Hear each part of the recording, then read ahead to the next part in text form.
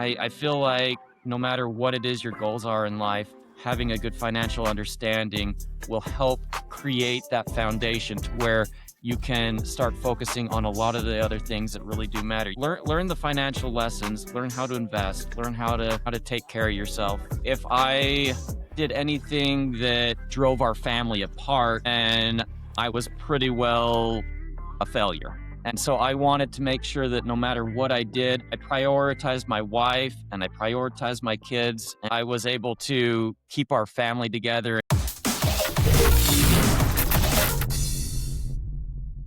Welcome back to Hindsight the Podcast. I'm Lee Jones, your host.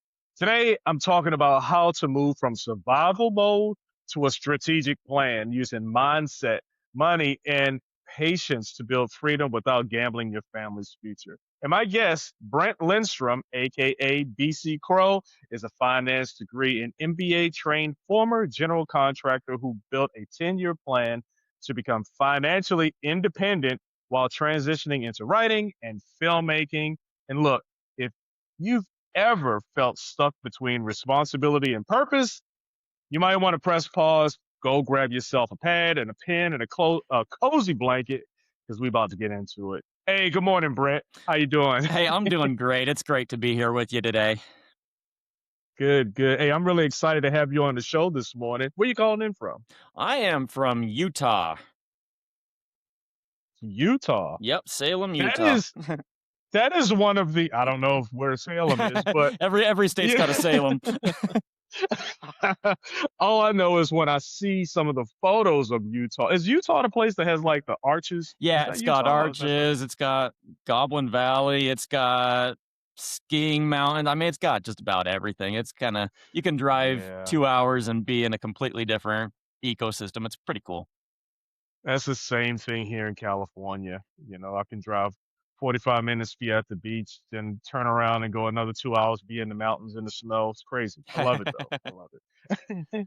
Hey, so this is Hindsight the Podcast. So before we get started, can you just give us a little intro of who you are? I gave a tiny itty bitty snippet. So tell us a little bit about who you are. No, you did a great job. So yeah, I'm a general contractor. I went to school, learned finance, went on for my MBA and all that. But yeah, I've spent most of my life as a general contractor, which kind of morphed into property developer. And as I was going along, especially in the early years, I got to the point where I fell in love with story. And this happened because I was making very little money, and I was like, I need a side job, but I was working 12 hours a day. And so Mm. my wife said, whatever you do, you're doing it at home. So I gave writing a shot and I fell in love with it. And then I said, you know what? I love this. I mean, I don't get me wrong, construction's been good to me, but I love writing. Yeah. I love storytelling. And so this is what I want to do. And so I thought, how am I going to do this on $45,000 a year? I mean, at my current job, I didn't have enough money saved up to just leave that. I'm like, you know what? I got to find a way to make the artistic career work for me while not, putting my family at a disadvantage. I didn't want to be a struggling artist. I wanted to give my family everything that they needed. And yeah, and so I put together a plan and I said, you know what? I'm going to work on my skill, my craft as a storyteller. I'm going to work on my finances, get to the point where I could be financially independent so that if my art never actually sold, I'd still be able to take care of my family. We wouldn't have to live on the street or nothing. And Right. so, yeah, that's kind of how it developed. And so, yeah, I put together this plan, and the plan obviously evolved a little bit through that 10 years, but I was able to get to the point where last year, beginning of 2025, I was able to leave my full-time job as a contractor and transition full-time into storytelling. And that involved writing books, and it also involved making film. So yeah, Mm. and it's been great. It's it's been a little stressful at times, but I've been able to actually break away from that and do something that I really love. Yeah. Yeah. Hey, so take us back to that 45K season in 2013. What did your life look like day to day, and what were you telling yourself about your future? Okay, so back then I was living in a condo. Now, Utah, you wouldn't think there's any ghetto places or anything like that, but I was living in about as ghetto of a place as it gets. I tell everybody, we used to see the police officers more than we saw the mailman. And Mm, yeah. at the time, I was a newlywed, and eventually we had our first daughter. And I was like, you know what? I really don't want to raise my kid here. And I thought, how do I get out of here? Like I said, I was making $45,000 a year, and that was working 12 hours a day, 5 to 6 days a week. And so I was like, okay, I need to take a side job. I need to do something, get into a house in a better neighborhood. And yeah, I just, it was kind of one of those times because my wife, she worked at a drug testing facility. She was making minimum wage watching people pee. Not the Mm, funnest job yeah. in the world, and now that Yeah. she Yeah. had Yeah. a kid coming along, she decided that she wanted to be at home to take care of her kid full time. So there was real pressure on me to provide, but also, to, provide the type of lifestyle that I wanted. And so, yeah, that's when I gave the writing a try and fell in love with that. And, Yeah. and from there, and I've always been kind of a motivated guy. I used to think back in my early 20s, I like, okay, by the time I hit 30, I'm going to be a millionaire and whatnot. And I was Yeah. 28 when I Yeah. got married. So you Yeah. can see that I probably wasn't achieving that at that time. But Yeah. Yeah. yeah, so it was Yeah. a little bit rough, but had Okay. it gave me some goals, it gave me some purpose, and it really helped jumpstart me on my way to getting to where I am now. Yeah. So once again, in hindsight, what was the real problem? Take a moment, think about it. Was it like money, the environment, or the identity? And even more, let's add a little bit to that. What did you feel the most back then? That pressure that you talked about, fear, or did hopelessness ever cross your mind? You know, the hopelessness wasn't really that much of an issue.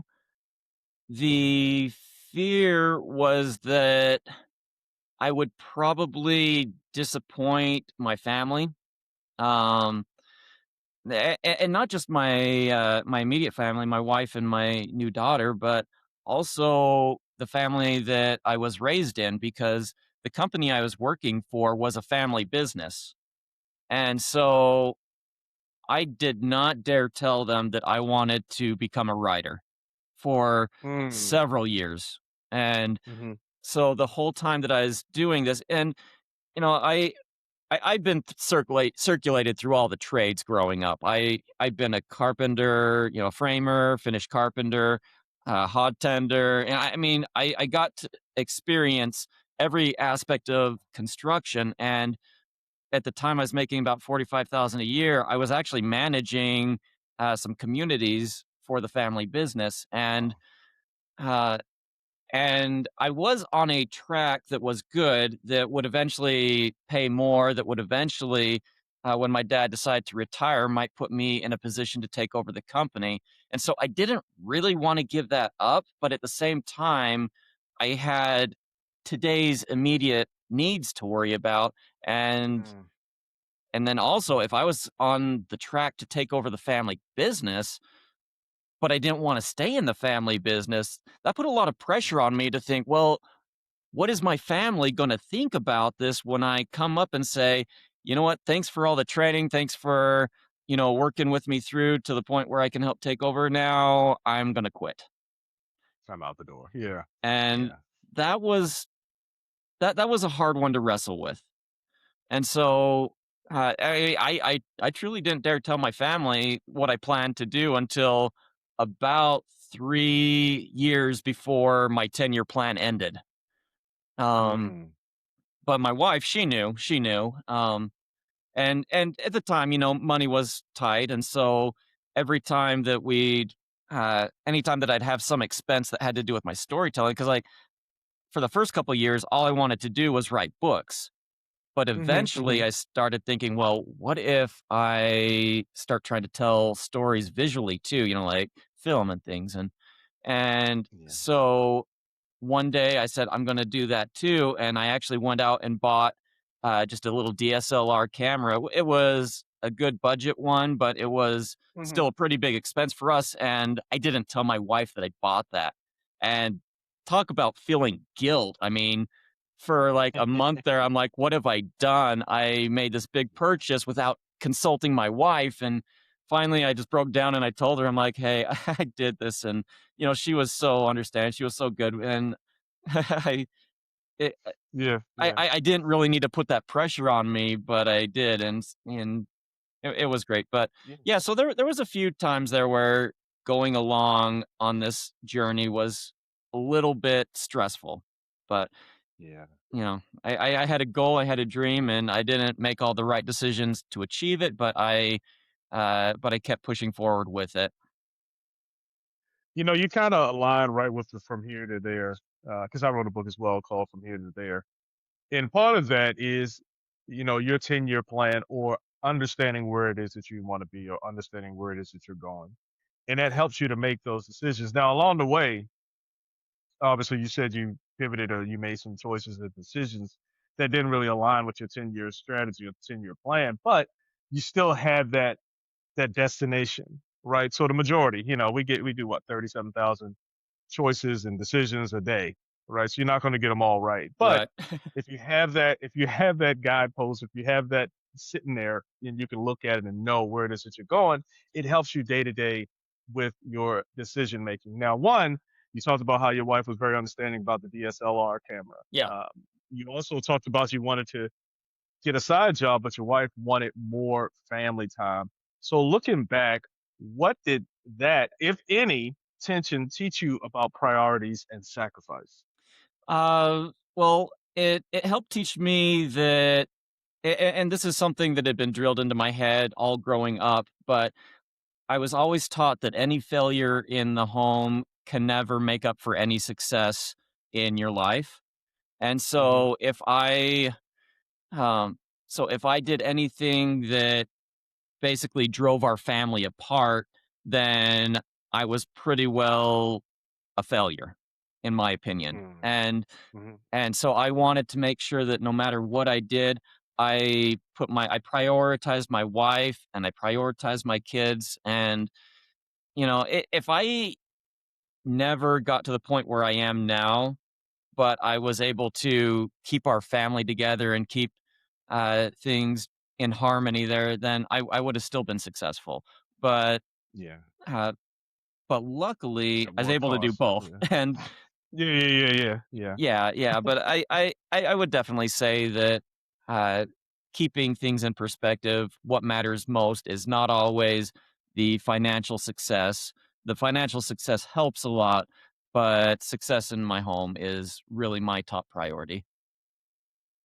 Yeah. Hey, Brett, I really appreciate you digging in that. Now, I told you in the beginning this is going to be about mindset and things like that because the listeners, the watchers, whoever is, maybe they're reading the transcript. I don't know, but the people who I believe need to hear this are the ones who are going through those mindset challenges, right? So, just understanding like, yeah, I did this and now I'm doing this, but there's a whole story in the middle of there, and a lot of us are caught in that story. We're caught in that space of indecision, in that hopelessness, in oh, I guess this is what my life was going to be, right? There's no hope for being what I want to be. So I appreciate you opening up and telling us some of the things of how you felt while you were going through that storm and just working through your process, right? Working Yeah. through your 10-year plan.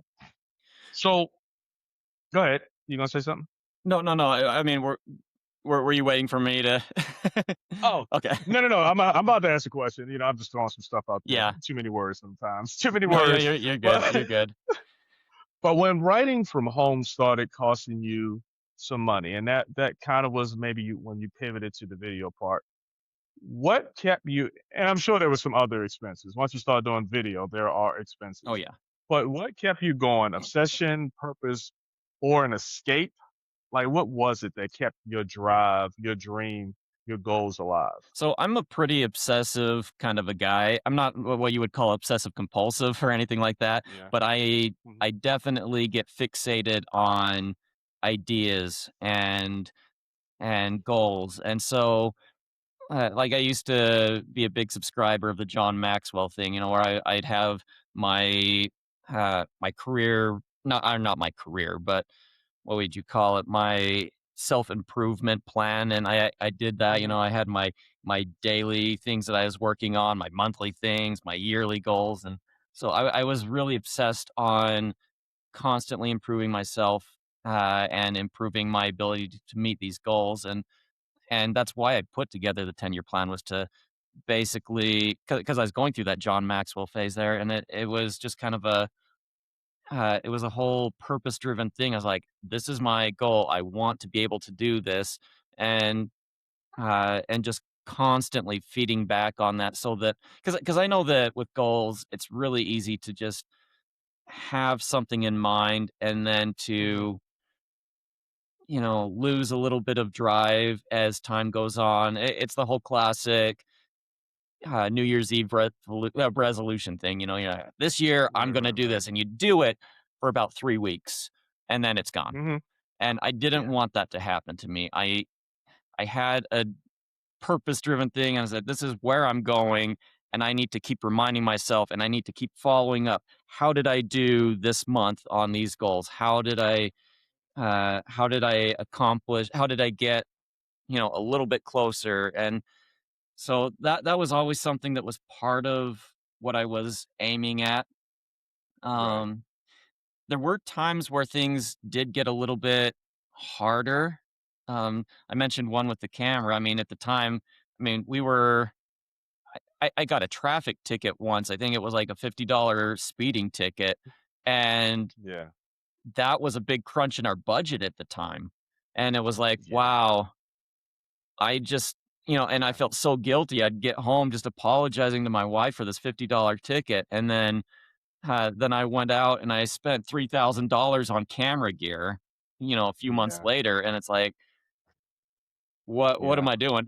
Yeah. but, Yeah. Yeah. um, other things were happening around that same time that, just kept setting us back. And I think that any time that you have a goal, you're going to run into setbacks. It's almost like God's challenging you, saying, is this really what you want? Do you really have the Mhm. drive to get there? Well, let's find out.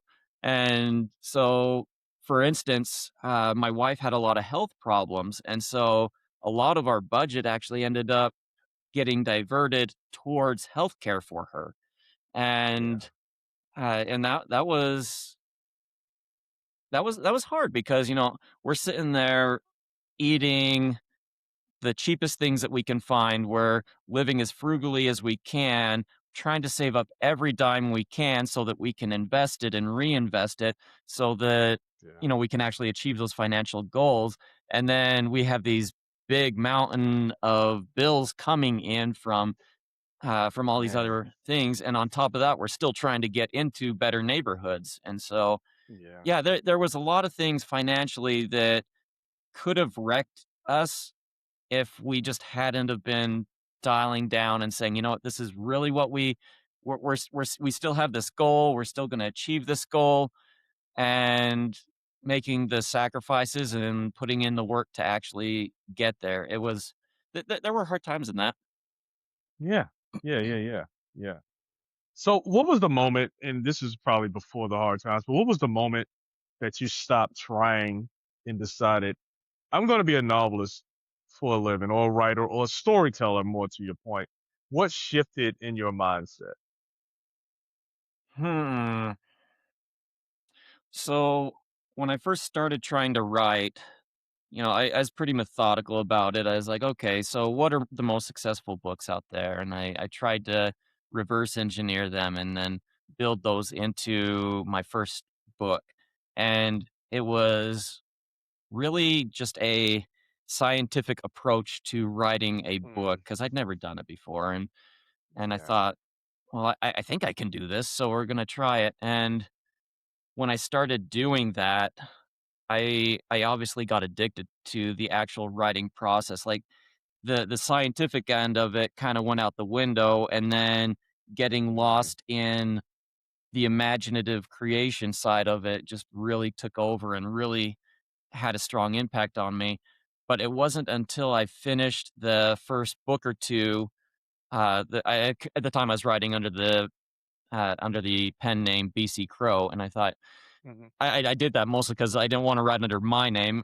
At the time, I didn't really think that I needed everyone to know my name, and 2, I knew that my first books probably might not be all that good, and if they mm. didn't end up being all that good, I wanted to be able to switch to my name later when the craft got up to par, Okay. and so I'd say it was about a couple of books in where I really said, "You know what? I don't wanna do this part-time because I'm having so much more fun doing this. While I'm at work, all I'm doing is thinking about my Thinking stories." about it. Yeah. And so it was just like, well, if I love it that much and if it's making me lose focus during my day job, maybe that's really where I belong. Yeah, I like that. I like that. Yeah, I mean, you got to be in the moment, for sure, especially in a constructing or not construct. What is it that Yeah, you were a at the time contractor? I was managing construction job sites. Yeah.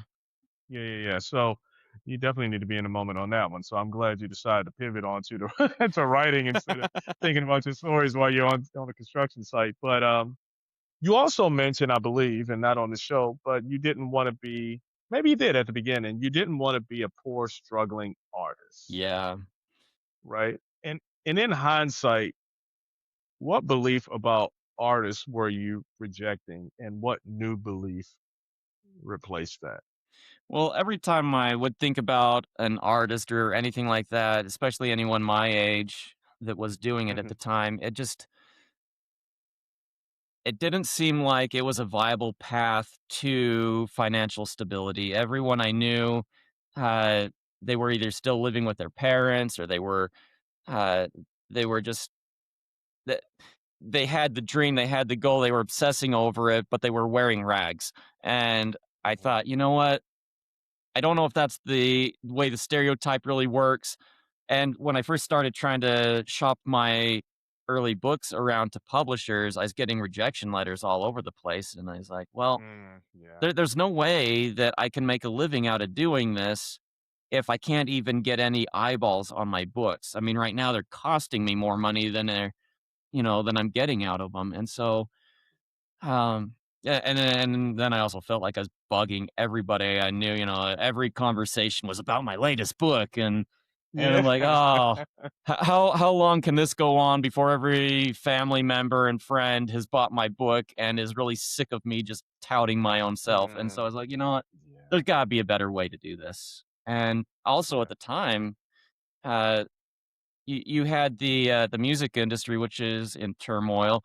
The blockbusters and things like that, they were going out of business, and self-publishing was becoming a big thing, and it was really easy to self-publish, and I could see the writing on the wall. I'm like, "Well, where's the gatekeepers? How if everyone can Mhm. start self-publishing their own book, how's anyone ever gonna notice me?"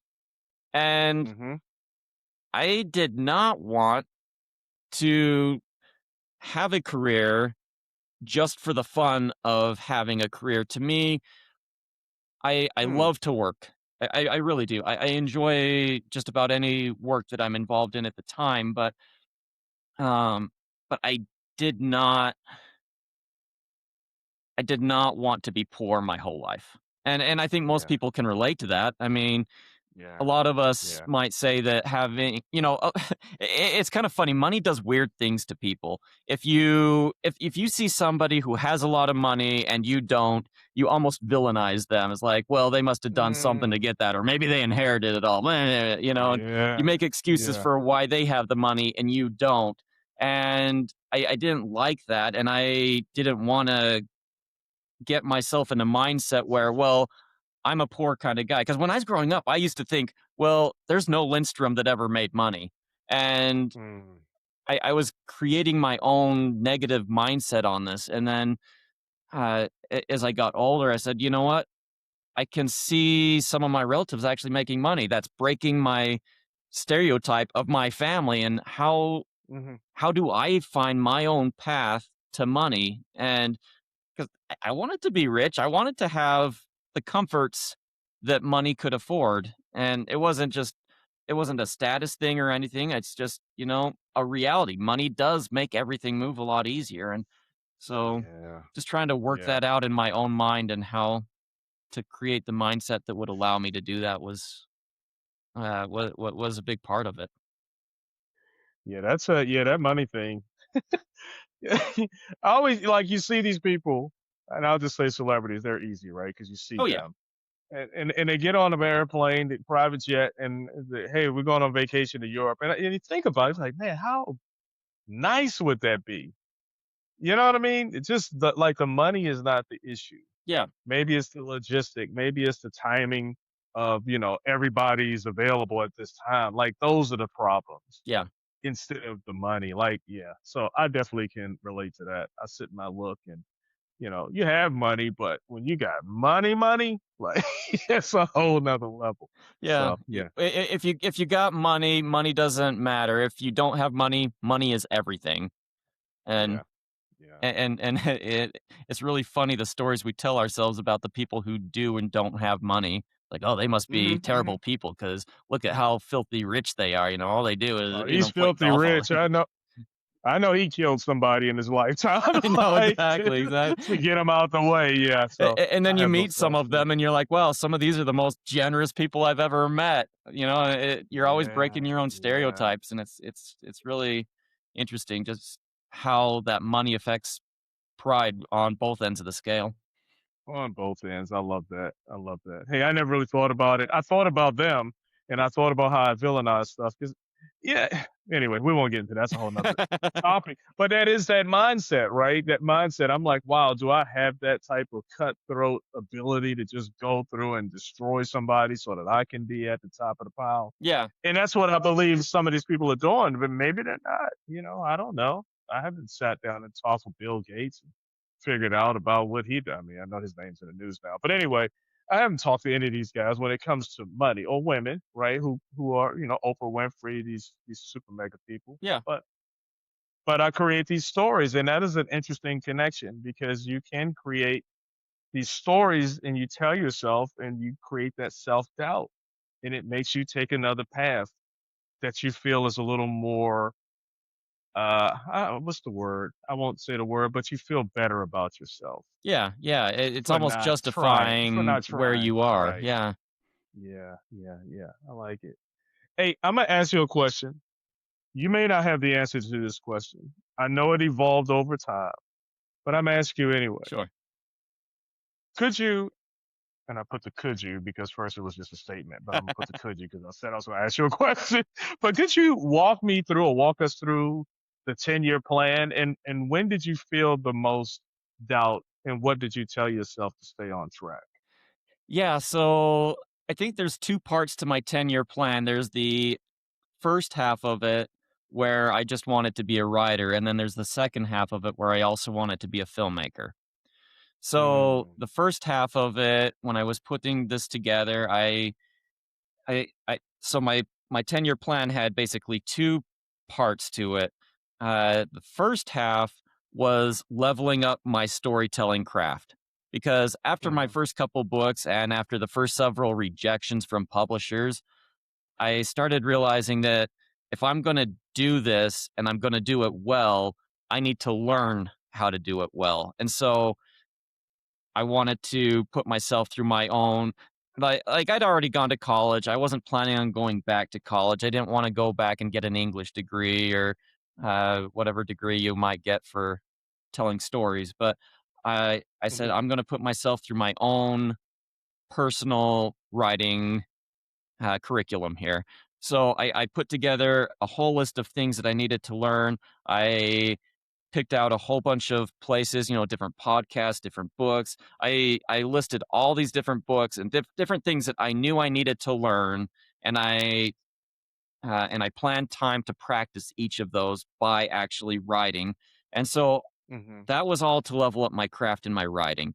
On the other half of that, it was the finance end. How do I get financially independent so that if my books don't sell, I can still support myself? And so, yeah, I said, okay, I'm starting from zero here.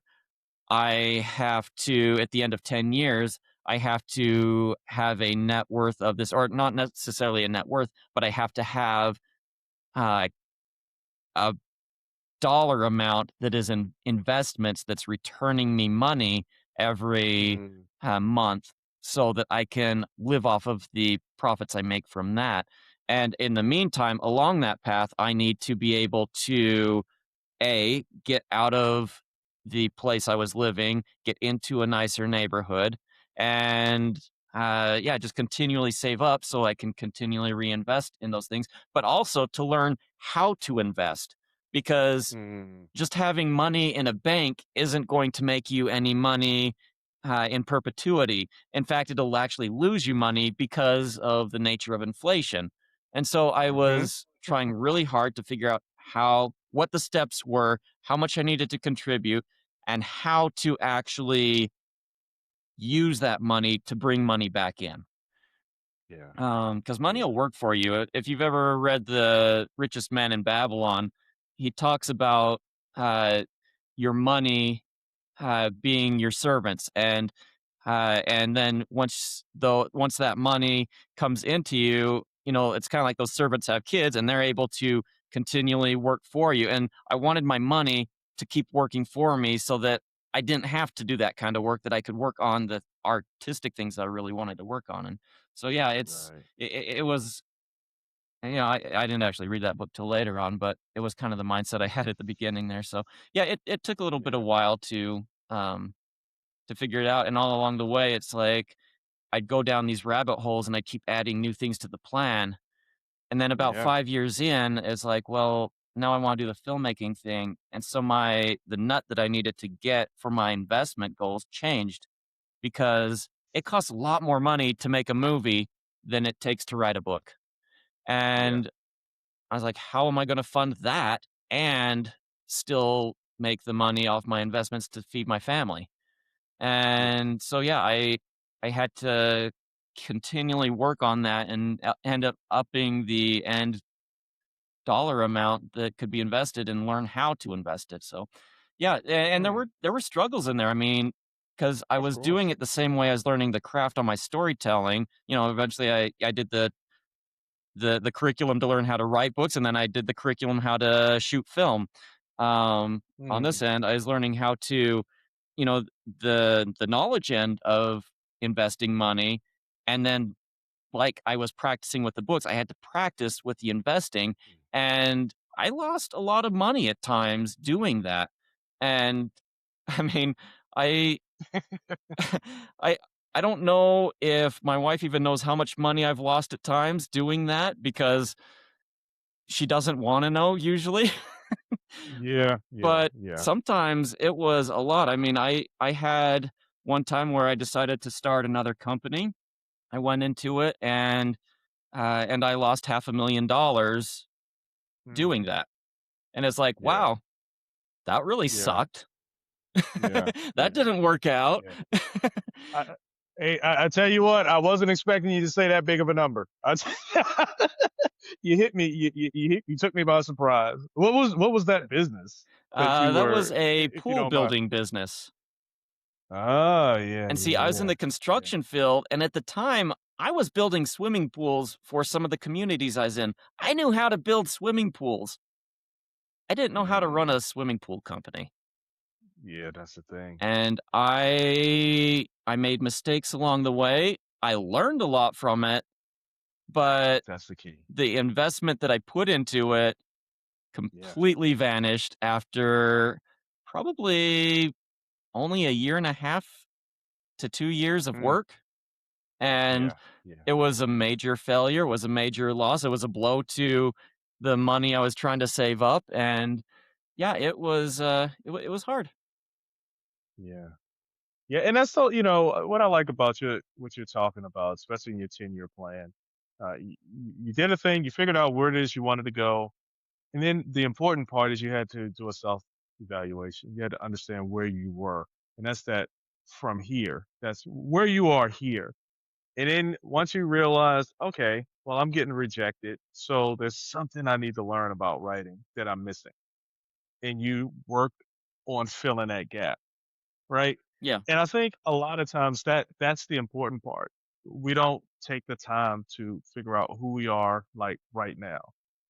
The second part that I like about it is that you continue to grow because you don't want to make a goal and really achieve it and then just stay there, right? You want to Yeah. continue to morph into a greater and greater person that you can be. You want to make sure that you tap in to all of those skill sets and everything and be the best that you can be. We got one life, right? So understanding that you want to be a novelist, well, writer, storyteller, and then you wanted to be a filmmaker, storyteller as well.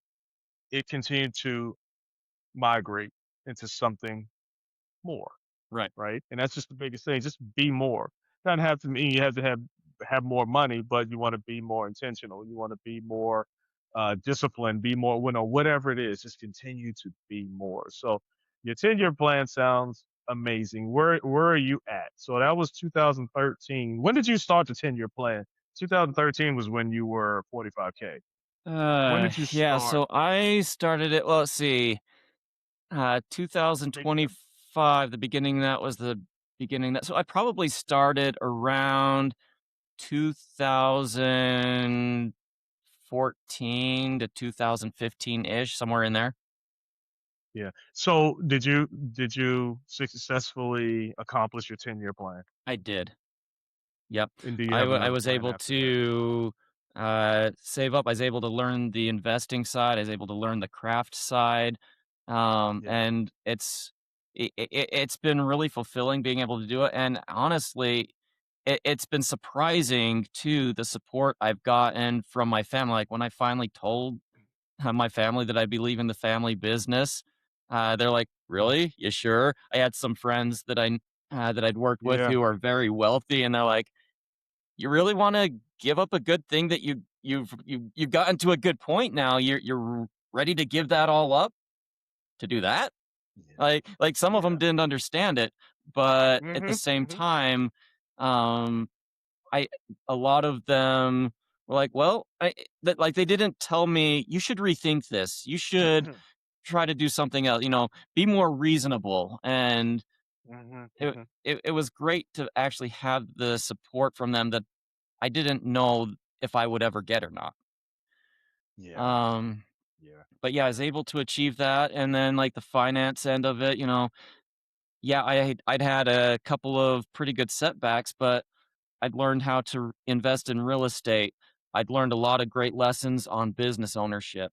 I Mhm. learned a lot of I finally learned how to invest in the stock market, the futures market, option, like, uh all those financial things. So I've actually been able to take my money and make it work for me. And so I don't have to rely on a steady paycheck anymore because my investments are working for me, and I can Mm. focus on my art and focus on my stories and hopefully help other people maybe along the way find their find their path to Yeah. that stability.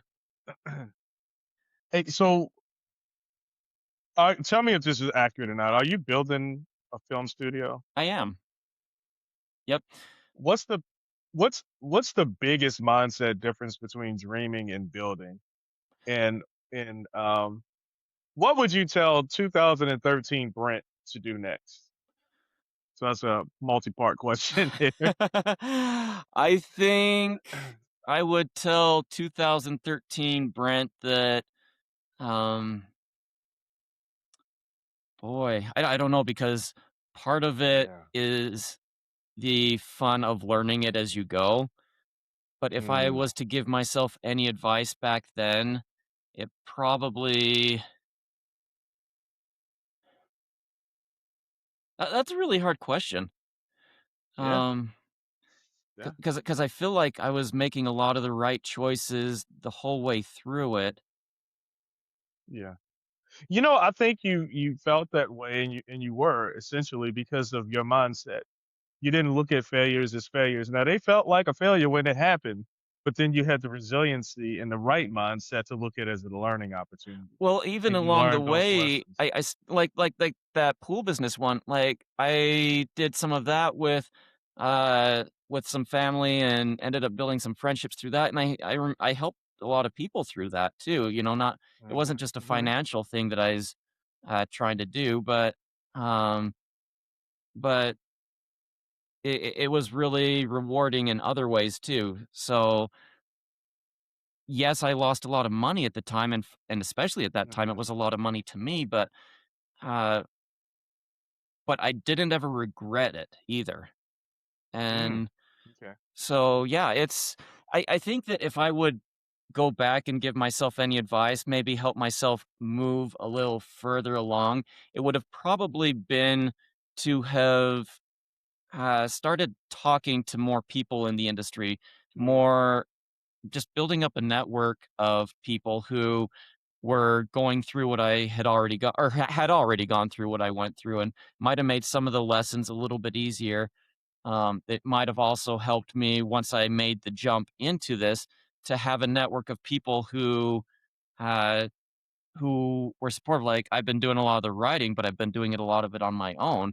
The filmmaking, I've done a lot of short films and different things, but I've done it all on my own.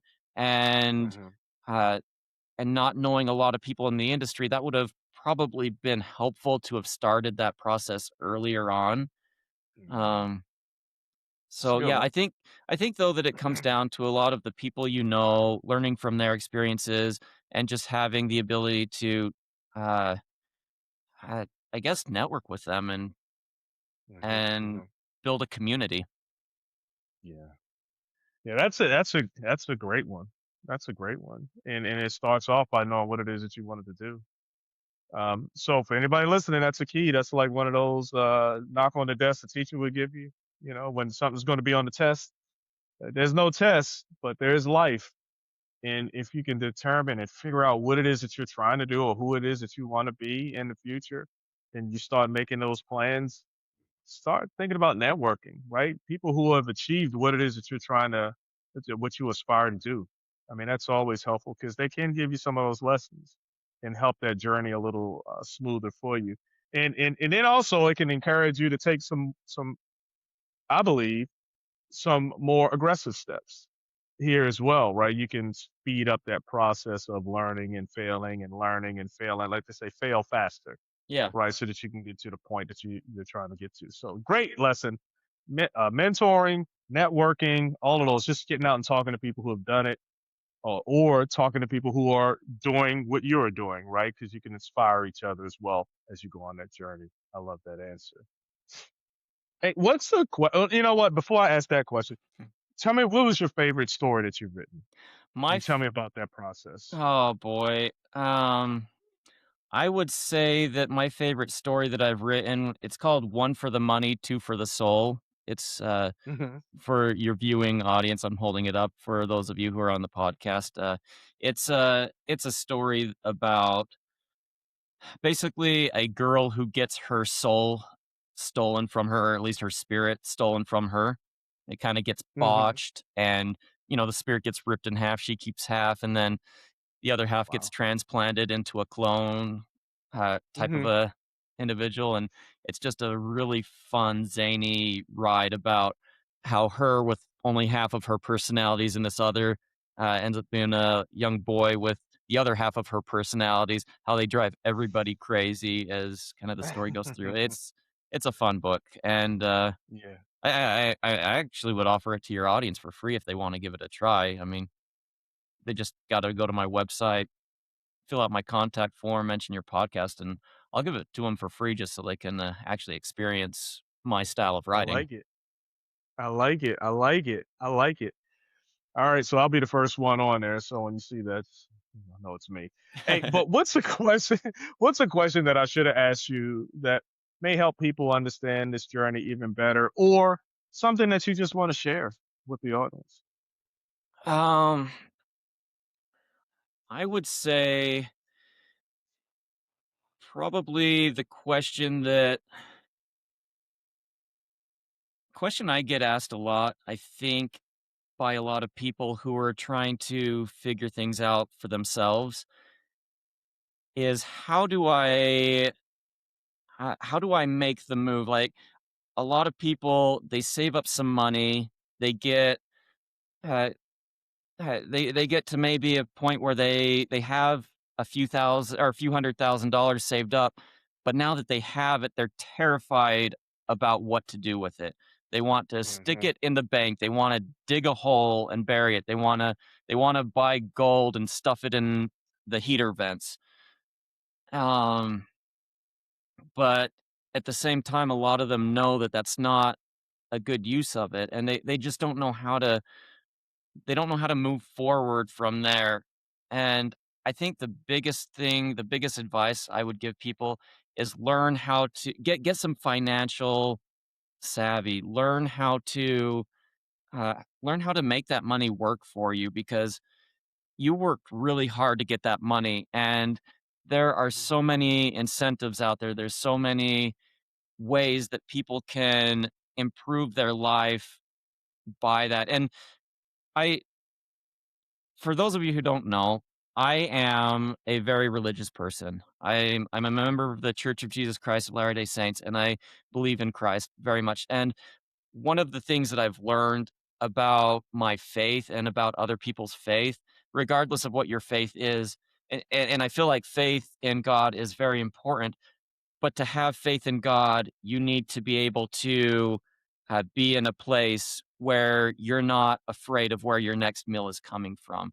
I mean, that can help humble you, but Mhm. for a lot of people I've seen, you've got that Maslow hierarchy of needs and things, and Mhm. learning about God, believing in God, and learning to trust Him. Sometimes that's not even on people's radars until they can put food on the table. And so Mm. if you can put yourself in a comfortable position, it makes everything in life and everything in faith. And I feel like my faith in God has helped me a lot along the way to continually improve. But I feel like no matter what it is your goals are in life, having a good financial understanding will help create that foundation to where you can start focusing on a lot of the other things that really do matter. You can take care of your family.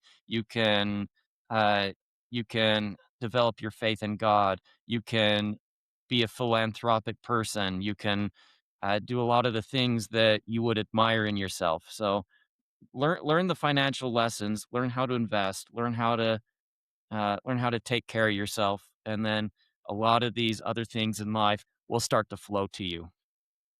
I appreciate that. That's a great lesson. And I know I had a question earlier I was going to ask you about the book and how it's non-explicit language, right? Right. And you kind of answered the reason why, Yeah, in that I answer love there. to focus mostly on clean fiction.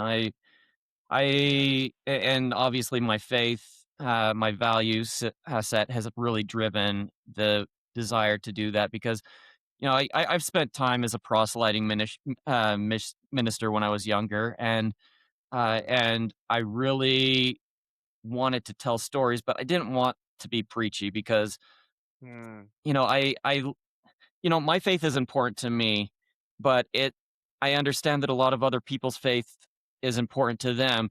And really, I want to create books that aren't telling you how to believe. I want to create books that are whatever you believe, they don't offend your values.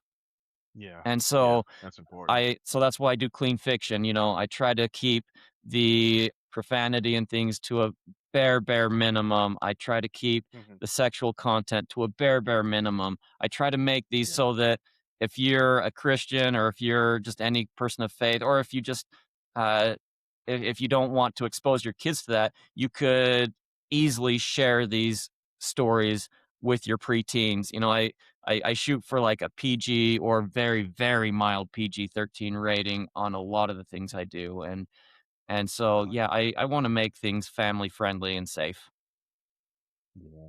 Hey, Brent, where can the listeners connect with you, follow your YouTube journey, and check out your books and upcoming film work? You just look up Light-Minded Arts. I've got a YouTube channel, a podcast, a website. All of it is Light-Minded Arts. That's, it's a play on words. Light is in Mhm, mhm. film needs light. You're painting with light, but also light because it's lighthearted, but light also because, it's clean. Yeah, Light-Minded Arts. dang. I didn't put that much thought into my title. Uh, I appreciate that. Hey, but Brett, thank you for your time and for your wisdom and honesty that you brought to this conversation. You laid out what it really takes to go from I'm stuck to I'm building, not with hype, but with a plan, the right mindset, and the discipline to protect your future while you chase your purpose. It's been a pleasure having you on the show, Brent. Thanks for creating these kind of opportunities. My man. Hey, and for the listeners out there, if this episode helped you see your own from here to there, then subscribe to Hindsight the Podcast on YouTube and follow us on Spotify and everywhere you listen, because the next conversation might change your next move. I'll see you next time. That's hindsight.